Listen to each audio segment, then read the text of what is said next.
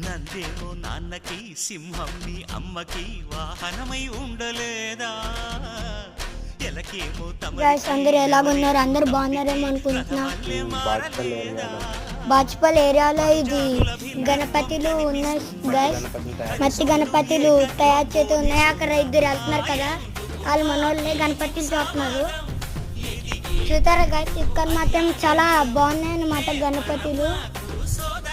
మంచిది చాలా వినాయకులు. ఇక్కడ మట్టి గణపతి వాడండి గైస్ అందరూ దయచేసి.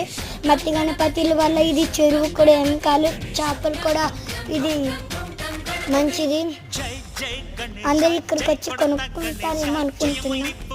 ఓకే గైస్, మనము దాని తర్వాత ఇది చిన్న గణపతుల దగ్గరికి వెళ్తాం.